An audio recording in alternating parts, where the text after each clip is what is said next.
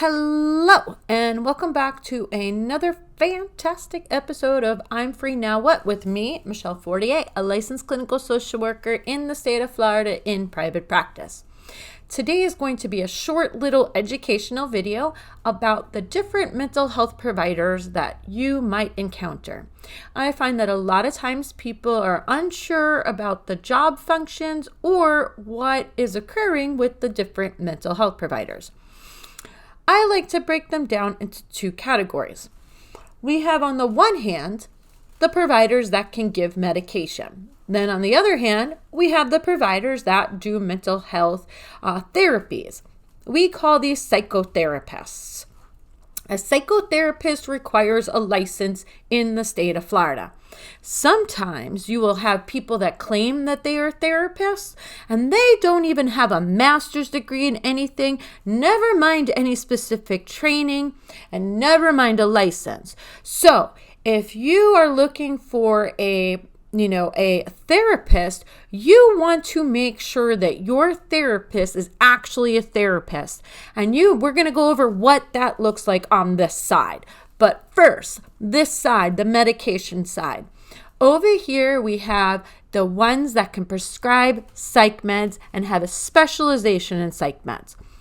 Basically, a family doctor can prescribe psych meds. But is that always the best choice? Maybe not. You might want to go to a specialist that knows about mental health diagnosing and is up on all the latest research and has done the additional training. So the first that we have over here is we have a psychiatrist. A psychiatrist is a medical doctor that went on for additional schooling to have a specialization in mental health, a specialization in psychiatry. A psychiatrist, the whole profession of psychiatry started back with Freud. And Freud was a talk guy. He talked and talked and talked and talked. And, you had the id and the ego and the superego and all this other stuff. But over time, it became where, especially with the advent of all the psychotropic medications, psychiatrists really became more about the meds and less about the talking. You will still find psychiatrists that do like to do the talking. And if that's what you're interested in, you might be able to still track one down. And then they can also prescribe meds too if you need them. The second thing that we have over there, the second profession, is we have what are called nurse practitioners with a psychiatric specialization. So these are individuals that have a master's degree in nursing with a specialization for psychiatry. So this specialization requires an undergraduate degree, a master's degree, and a specialization in psychiatric nursing. Right now in Florida, my understanding is they still work underneath the license of a doctor. I believe that they're pushing to be their own independent practitioners, but my understanding is currently, at this current time, they still work underneath a doctor. Nurse practitioners are also able to write prescriptions. One of the things that I was very fortunate to do is I worked with somebody with their practicum where they were going to school to be a nurse practitioner. And they worked with me. They saw how therapy worked. We learned about diagnosing. I taught them about the different ways to do therapy, the different types of therapy, what goes with what diagnosis. So nurse practitioners can also provide therapy. However, they are generally there diagnosing and treating with psychotropic medications. Now, we go to the other side. The other side, we have the therapist, the psychotherapist. This is what they went to school for. This is what they got the training for. They are the talkers. They are the ones that are going to do the talk therapy. They're going to do some of the other types of therapy as well, depending on what they do. So what I mean by that is sometimes we have what's called somatic therapy, and we have, all these other different kinds of therapy that really work for trauma. But that's like a whole nother topic that I just brought up here. I'll have to make another video. So anyway, at the top, in terms of schooling and in terms of job functions, we have the psychologist. A psychologist generally has an undergraduate degree, generally has a master's degree, and then has a PhD. So, or a PsyD. So, psychologists are doctors that did not go to medical school. They either earned their PsyD, which my understanding is more on the clinical track, and then they also have the PhD, which is more on the academic track. So those are the two different types of degrees that a psychologist can have. And with a psychologist, they are the ones that can run certain tests. They're the ones that can do IQ tests, and they can do some other testing that the other mental health clinicians are unable to do. So that's a psychologist. Now, the three that are master's levels clinicians, we have what is called licensed marriage and family therapist, for short, LMFT. And these are Florida terms. Different states have different terms for the different clinicians.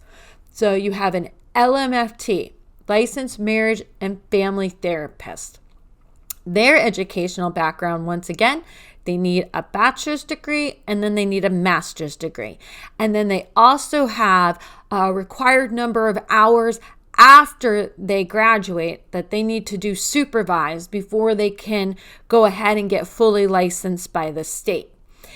Their education is more in family systems, marriage intervention, although they also do diagnosing and treatment of mental illness. The next thing that we have is in this state what is called an LMHC, and that's a licensed mental health counselor. Once again, bachelor's degree, master's degree, then they have postgraduate experience that is supervised. So this is where they go into the field after they graduate and they work with individuals while under the supervision of somebody that's already licensed. And with that, once again, their degree is more focused on counseling methodology, diagnosing, different interventions, things like that. So their degree is very counseling based. Now we have my degree, which I, no bias or anything, but I think is the best. But anyway, we have the LCSW, and what that stands for is Licensed Clinical Social Worker.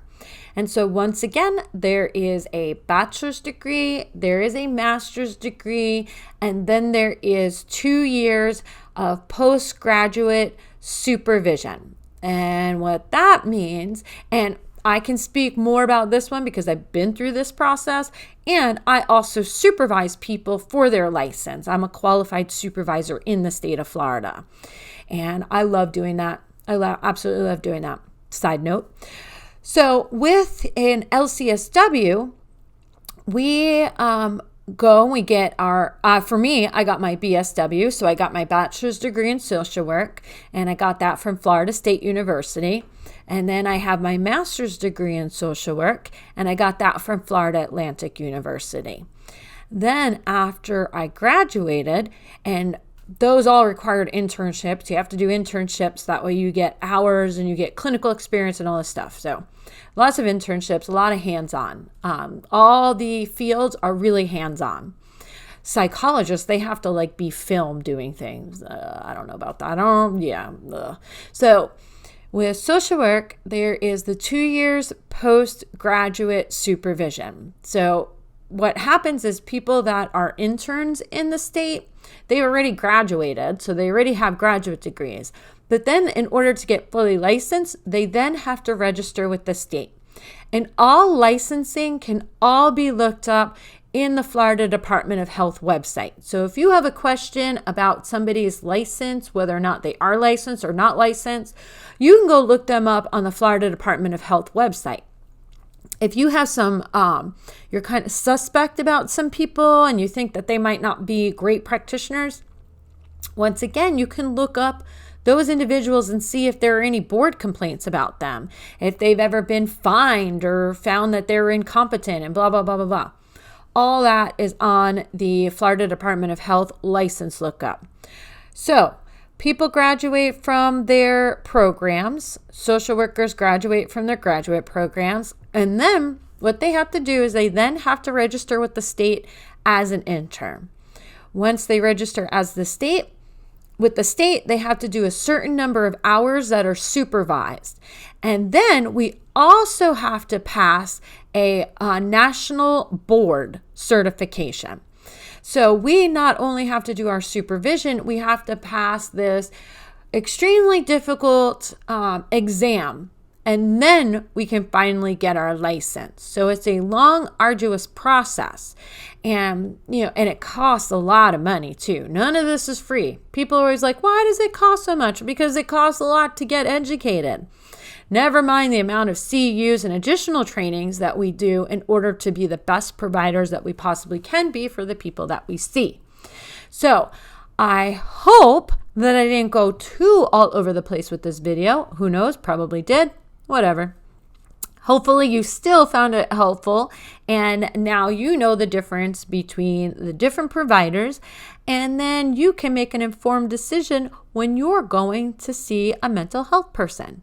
If you like this video, please like, subscribe, share. If you have any comments or questions, go ahead, leave the comments in the comment section below. I do try to get back to them. I have been crazy busy recently though, so it's not as on point as I would like it to be. And I do apologize for that, but it is what it is. There's a shortage of mental health people in the country. All right. Any questions? Like I said, leave them in the comment section. Take care and stay free and continue with great mental health.